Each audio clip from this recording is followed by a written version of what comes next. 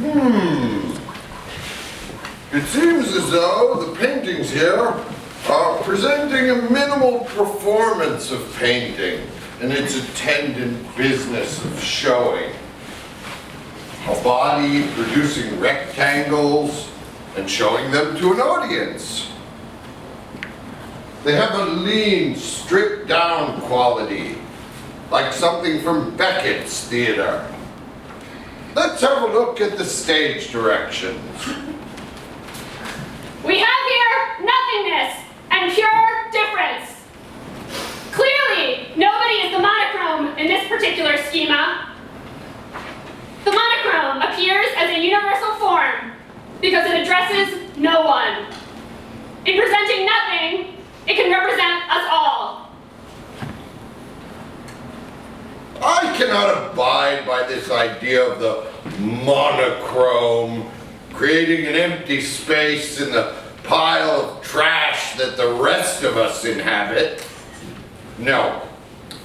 The universal condition of modernity is the opposite of that. It's an infinite accumulation of garbage. More and more trash piling up. The monochrome has long been a component of this pile. The Baroque is and remains the condition of a modern universality. The infinity of which you speak is merely more and more of the same. But it has a limit and a beyond. While the universal may be invaginated, this invagination will always appear as a cut, never an accumulation. You remind us, however, that empty space is the condition of all desire. Desire. The silkiness of the gloves. The anonymity provided by the panel. The uniformity of the changing colors, as though the entire scene is taking place under delirious shifting colored lights. And what about the implied presentation to come? The opening. When the author, hidden behind the panel, is revealed, what will happen then? There is a dark seduction in this infinite regress of presentation and representation. To be the object of the gaze is to be de facto represented, an actress and a double. No wonder representation is cast as a degradation of an original. No wonder theater associated with the feminine. The monochrome can appear as neuter no longer.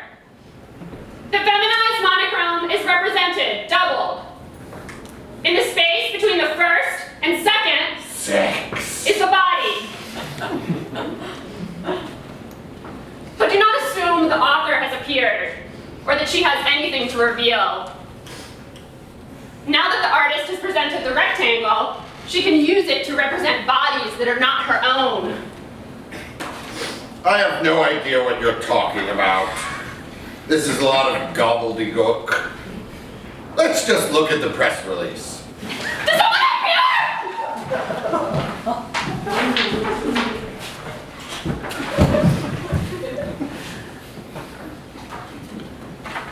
This work, over here, began when the artist took a panel made to her exact height and width and presented on it an image of the panel in front of her body, presented by her two gloved hands.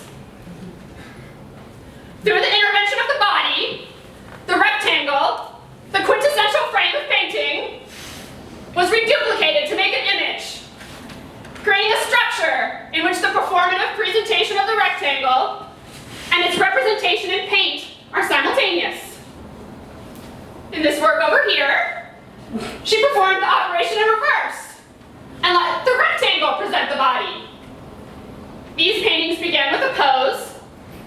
Next, the artist cut a mat to fit the body in that pose and painted a simple geometry on the mat to further frame the body. Then mat and body were painted on a canvas in which one or more edges were determined by the width or length of the mat. The rectangle produces and limits the body, and the body generates and breaks the rectangle. So the artist is a woman. I won't say I told you so, but... Structured like a stage set apart by curtains, or a vagina framed by labia, representation is always already performative. When we leave the gallery, we will still be actresses. That makes sense. Let me get my purse and we'll go!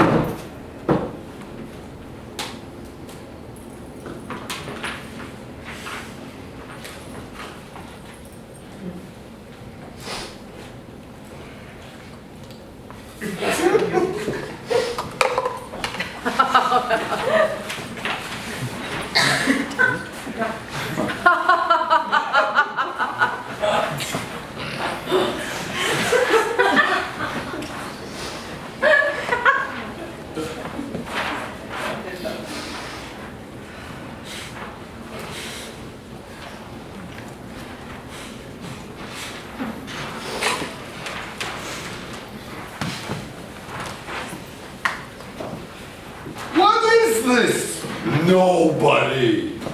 The nobody is no one in particular. I am also nobody then, because I am just like everybody else. I am just a drop of moisture in a gray fog. Years ago, I had money, and I thought I was someone special, Mr. Big Shot. Then I realized I was not. This was a good thing, though. The rich are always tempted to say they deserve what they have. They think they earned it. Now, I have nothing, and I need only thank God for providing it. No, you have a body and a name. You're at least two. 2, 1, or nothing at all. It doesn't matter what I am. What matters is that God is one. The one is not. All multiples are multiples of multiples. And all multiples are derived from the presentation of nothing. A work of art is, of course, also a multiple of multiples, but in order to render visible that whose existence is such that it does not exist, the work of art must speak to no one of the nothing. It's only by doing this that it will address everybody. To address no one is already to address the one true God, the God of Abraham and Isaac. For this reason, we should be careful about what we say when we address no one. But to speak for others to God and say nothing? What point is there? Who cares about the one who says nothing to God for everybody? Better they should say a prayer for our health or our good fortune. For that matter, if one says nothing, what difference does it make if one says it to someone or to no one or on behalf of one person or all people? For a work of art to represent me, it must, at the very least, make a sound on my behalf in praise of God. Anyone that tries to collect all will leave a remainder. This remainder is the nothing. But to assume the garb of nothing as a means of speaking for others to the one is something else entirely. Look behind this nothing. First you will find chaos, then inevitably you will find a man. Now man can perpetuate his same old tired structures, only this time with applause for mingling with the nothings when he could be at the top as far. Again, I think you're worrying about the wrong thing. So the person who said nothing to nobody was a man. Others rewarded him by writing his name in books. Since all he has really done is to be born a man, perhaps this is what he was truly rewarded for, and his silence has nothing to do with it. Life is worse for women. Whether they say something or nothing, they are punished. But perhaps if his speech were inconvenient, he would not be rewarded. The silence in which nothing takes place, other than the endless repetition of the self, has nothing to do with the eruption of the void. Regarding woman, yes, she is often punished, but we should be careful lest we come to love her suffering.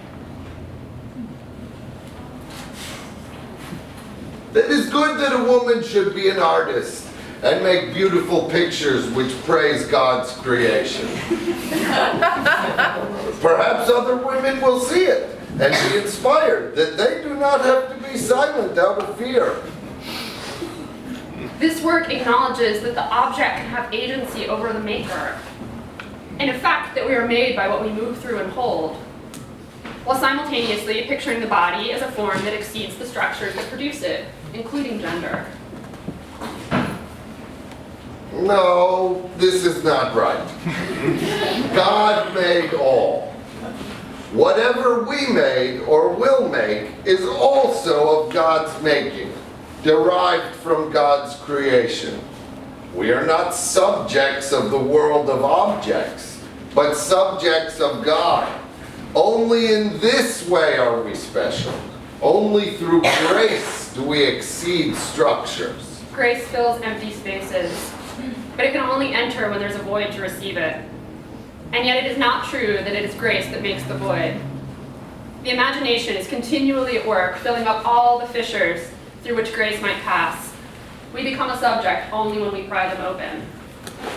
Women are not the void, but we can be the puncture. It is true that women are more cunning in artifice than men. Men's fingers are large and clumsy, and they are careless and impatient. All good pictures contain a certain feminine dimension.